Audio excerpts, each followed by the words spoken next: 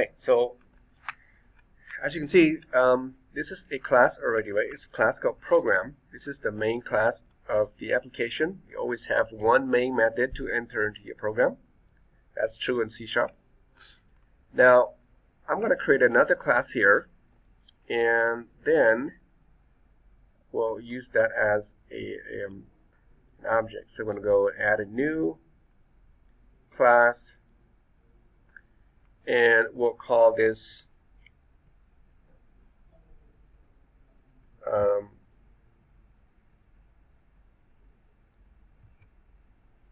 I guess I use the character as in the book. Maybe not character. I use the player class. Okay, so type player.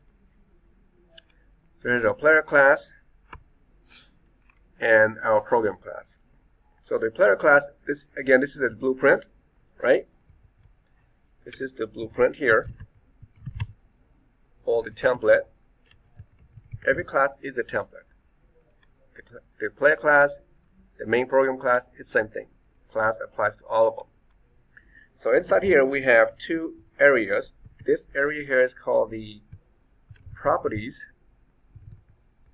I'll put here some similar terms called attributes, data, fields, instance, variables. All these mean the same thing. The keyword here is not variables but instance. Okay? And sometimes you hear also the term global variables. It's the same thing. It's here in the global space. But in terms of objects, we like the term instance because that's important. It's a copy of the object. And then below here we have one more thing. This is called the constructor. This is a special function to create objects of this class called player. You always have a constructor. Whether it's visible or not,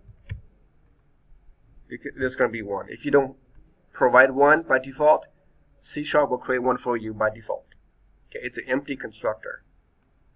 And then the last thing you have here is called behaviors, or commonly called as methods or functions. Right? They're the same. Just like to call it methods better. I guess has a little bit has a deeper meaning to objects than a function is. So in object-oriented term, a function is something that is not I would say something that is not like as meaningful as it is with the method. So we think of a function like, for example, the player. You write a function to calculate, calculate, I don't know, something, right? You calculate scores or calculate points or calculate certain things in the player. But it really is not a thing that a player does. But a player does, like for example, you run, you attack, you change items. Those are behaviors or methods that the player does. So they kind of, use different terms for different things, but it's all still the same. It's all just functions. Okay? So the players has some properties. Again, these are adjectives to describe what the player is when you create a player object itself. So you have things like, for example, name, right? The player has a name. The player has a type, what type it is, right? And then maybe the player also has, we talked about HP before, hit points or health points, and then also have maybe like something that you track with a player is score. And these are adjectives describe what that player is. Okay? Then the constructor is a function. It usually goes like this always. Public followed by the name of that player class. Okay? So this is an empty constructor. This is a default constructor that C# will use if you don't supply one. Okay, so this one here, you use it to create this object called a player class. If you don't have it, then it won't work, right? If there's a language that you have to create your own, you must have it. Okay, so that's a constructor. You can have many constructors if you want. This one here is the empty constructor, has nothing in there. You can have another one, the same name. So again, back to the term polymorphism.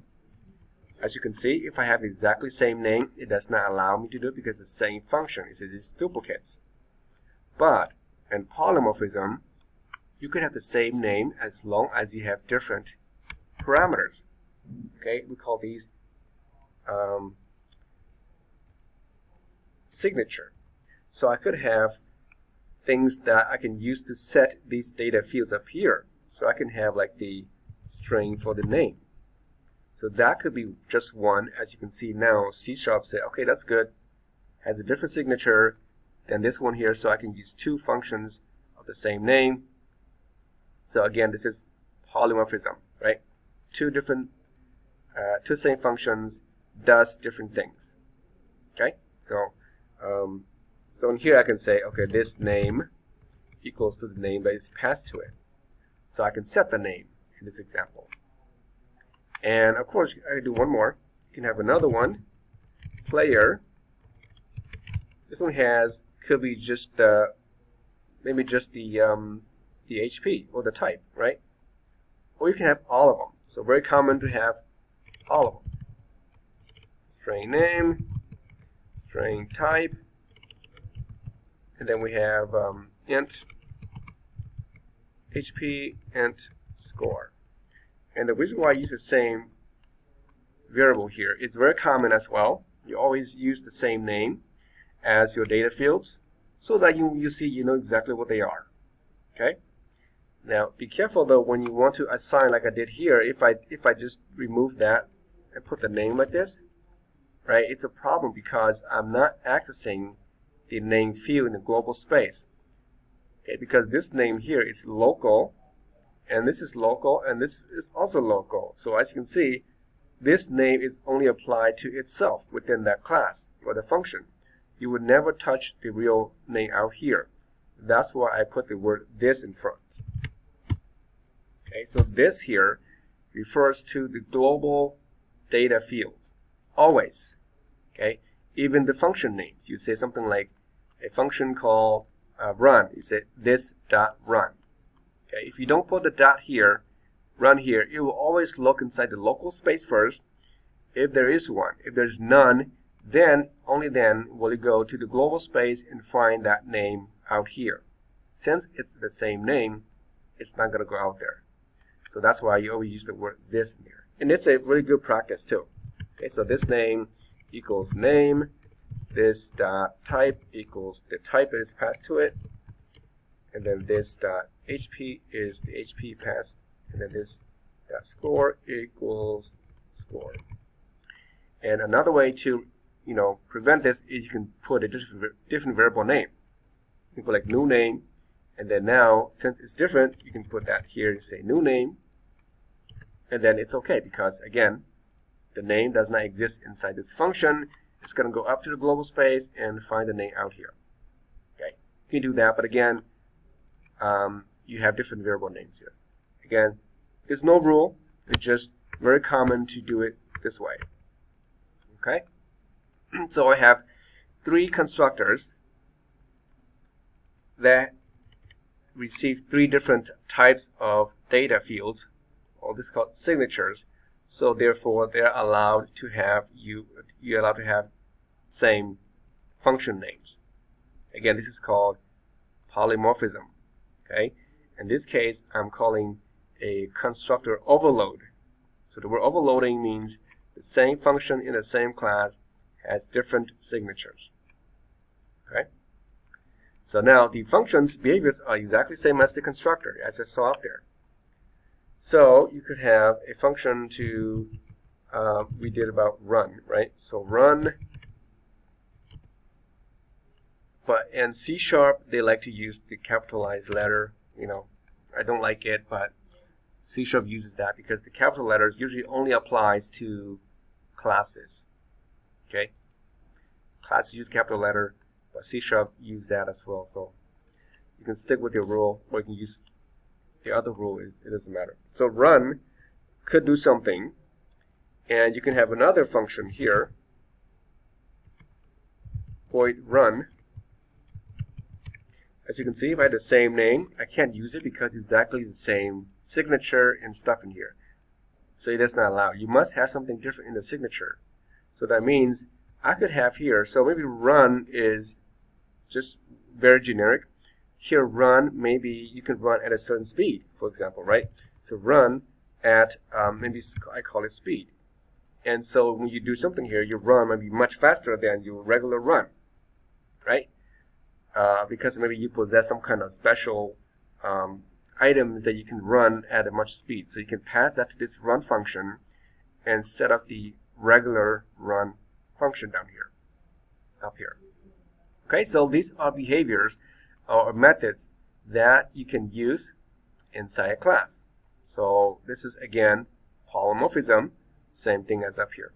Okay, multiple copies of the same function with different signatures and hopefully different implementation in the code here as well.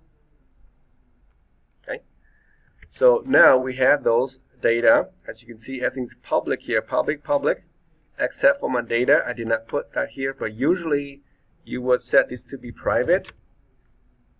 And the private here makes this data private only to this class. What does that mean? Private to this class. Okay? Private to the class means, like down here, this name, it's set to private, but because I'm in the same class called player, my code, I can access it directly without any problem. Okay? So it's private only to this class. So let's just say if I go back to the main program, now I can use that player class to create an object. So this is where you instantiate. Instantiate an object. When you create a class, it's useless until you use it. Okay, so if you don't use it, there's no meaning there. So to use it, you have to use it, and by instantiating it, just like you did with a string or an integer or things like that, right? So the player is the data type. In this case, it's a player type, and then followed by a variable. You can call it P, P1, equals new player. Okay, so this is object instantiation. You always have to do this for every object. If you don't do that, you cannot use it. So it's very similar to, you see, like string s equals something, right? We don't call that new string here, but you can. So now this is a constructor called player with no parameter. If you look back to the player class, it's going to call this constructor with no parameter passed to it, right? So it knows. It will find a matching function and call that one. If you want to create another player, P2, and you want to pass a name to it, just say, Hunter, whatever it is. Now that's going to match the correct function that has one parameter called Hunter. It's a string type. So if you go back, okay, so it's not going to call this one because it doesn't match that, but it matches this constructor as a string type. So you're going to assign the name called Hunter to this name, and then now our player 2 has a name called Hunter. Now player 1 has nothing, okay, has the default nothing. And then of course, same thing, right? Player 3 can use all the other ones. As you can see, there are 3 of them. It tells you here. The first one is empty. The second is that if you go down, you see the 3 ones. So string, string, int, int. Right? So you can put here, you can say Hunter. The type is, I don't know,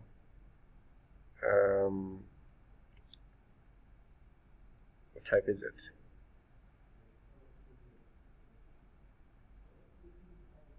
Archer, I don't know. And then HP would be, let's just say 100, and the score would be, we start at 10, right? 10 points. So again, it knows which method to call. Okay, you're only allowed to use what you have. You cannot have something like you pass in a score of 100, right? There's no matching for that. As you can see, there's a red line. There's no constructor for that because I did not create one in here. So whatever you create here will be available when you create these objects, and you are limited to what you have there. Okay, so I have 3 objects here, and now as you can see, if I want to access these data fields, they are private because they are in a different class called program class. You cannot access them. So p1 dot, you see that I cannot get those data. I can get the run. The run function is there, right? But the other data are not available until if I make them like public. If I save this, if I go back, you see that if I type a dot, you see the name is available here. It's now, because it's public, that means all other classes can access it. Okay, so that's what it means by encapsulation. Encapsulation means make your data private so that other classes cannot access them. So I'm making this all private. So there's no way to know what type of data fields I have from here. How do you know that? You cannot know. You will never know if the other class doesn't provide it. Okay, so tomorrow we'll go back in here and we'll talk about the properties and the setters and getters to make these data fields public in a different way, instead of having to access these directly like I did here with the dot notation. Okay, so I'll save this and we'll come back and we'll continue this tomorrow.